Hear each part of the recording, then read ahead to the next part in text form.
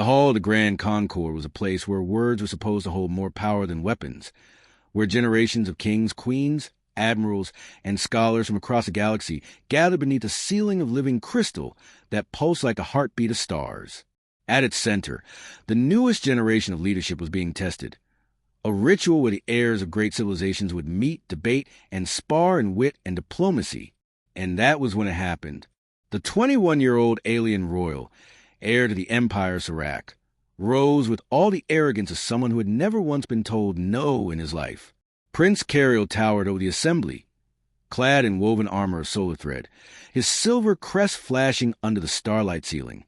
He was young, brash, eager to prove himself in front of his peers, and he wanted an easy target. His eyes found the lone human at the far end of the table. Thomas Hale, Earth's envoy, a soldier turned diplomat, and the only human present in the chamber that looked at his kind as curiosities at best, relics at worst. Human. Cariel's voice cracked like a whip, smooth but venom-laced. Tell me, do you still eat with your hands? Or has your kind evolved beyond the habits of beasts? Perhaps that is why your worlds are so small and fragile, because your species has no culture worth defending.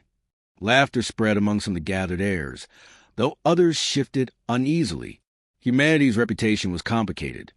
Feared by some, dismissed by others, but rarely insulted so openly in this sacred hall. All eyes turned to Thomas. The man had been through wars, seen death up close, carried scars that ran deeper than his skin. He could have fired back with sharp words or cutting humor. He could have silenced Cariel with fact about Earth's resilience, its history, its victories that even empires dared not ignore. But he didn't. Instead, Thomas looked at the young prince with an unreadable calm. His jaw tightened, his eyes flickered with storm that only those who had truly lived through fire could carry, and then, without a word, he turned his back. Slowly, deliberately, and he walked out of the hall. Silence felt like a dropped blade. Not a breath dared move in the aftermath. The insult had been returned not with words, but with absence, with disregard so absolute it burned worse than any retort. To turn one's back in the Concord was unheard of. To leave was to imply that the entire gathering, the prince, and even the ritual itself were beneath notice. Cariel's smug grin faltered. Confusion rippled through the airs. The Serac prince shouted after him, "Is that all human? Too weak to stand? Too afraid to answer?" But Thomas didn't stop. His boots echoed across the crystal floor until the chamber doors sealed behind him with a final hiss. For a moment, no one spoke. And then, slowly, the weight of what had just happened began to press down on every mind in the hall. The elders watching from the shadows knew. The veterans who had fought skirmishes on the human frontier knew. To walk away without a word was not weakness. It was a warning of a predator who did not need to roar. That night, the heirs whispered each other in private chambers, retelling the moment again and again. "Why didn't he respond?" one asked. "Because humans don't waste words," another muttered. "They act." By dawn, the story had already twisted into myth. Some said Thomas left to summon fleets. Others claimed humans carried grudges not for days or years, but for generations. And some whispered that silence from a human meant death would follow.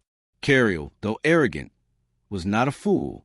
The more he thought about it, the more unease festered in him. He had studied humans as part of his training.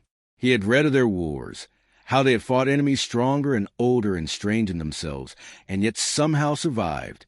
They had a saying, "Walk away from a fight if you can, end it if you must." Cariel began to realize he might have crossed a line he didn't understand. 3 days later, the prince learned just how deep that silence cut. During a training exercise between heirs, mock combat was staged. Wooden weapons, dulled edges, nothing lethal, just performance. Cariel expected to dominate. His strikes were fast, his footwork sharp, his body honed by years of elite training. He laughed as he cut down 2 rivals, declaring himself invincible. And then his opponent was announced. The human. Thomas stepped into the ring, wearing no armor, only plain training clothes. No weapon in hand, just a staff. His eyes never left Cariel's. There were no jeers this time. The heirs who had seen him walk away in silence now leaned forward, breath held. The fight began. Cariel charged with a roar, blade flashing. Thomas moved like water. Every strike was avoided, every swing redirected. The human staff cracked against the prince's wrist, his knee, his shoulder, until Cariel stumbled, panting and humiliated. Not once did Thomas strike to harm. Not once did he even look strained. And at the end, when the prince lay on the ground, Thomas stood over him, silent. He extended no hand, offered no word.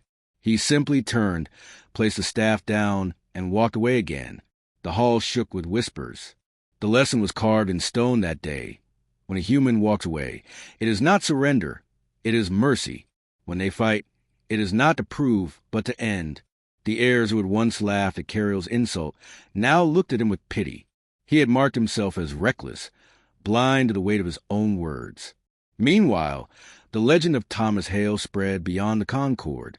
Elders recited the story to councils. Soldiers shared it in barracks. Traders repeated it across star systems. The human who turned his back. But beneath the myth, Cariel wrestled with shame. In the solitude of his chambers, he replayed the memory, the calm in Thomas's eyes, the storm hidden there, the silence that was louder than any insult he could have thrown back. For the first time, the young prince questioned his strength, his place, even his understanding of what true power meant. Weeks later, when the Concord ended, the heirs returned to their empires, carrying not just treaties, but warnings. Treat humanity with caution. Their silence is sharper than your blade. Their restraint is not weakness. It is a leash they choose to hold, for now. As Thomas boarded his ship to leave, one of the elder counselors approached him. The alien's eyes gleamed with respect, tinged with fear. You said nothing, yet you taught more than 1,000 speeches could. Was it your intent? Thomas paused. He looked out the stars where a dozen empires drew borders, waged wars, and believed themselves eternal. His voice was low, steady. Words are cheap out here. Silence? Silence makes them listen. And with that, he left. Behind him, the galaxy had changed. A young prince had been humbled, an assembly shaken, and the legend of humanity had grown. Not by blood, not by fire, but by a man who turned and walked away without a word. Because sometimes the loudest thing a human could do is say nothing at all.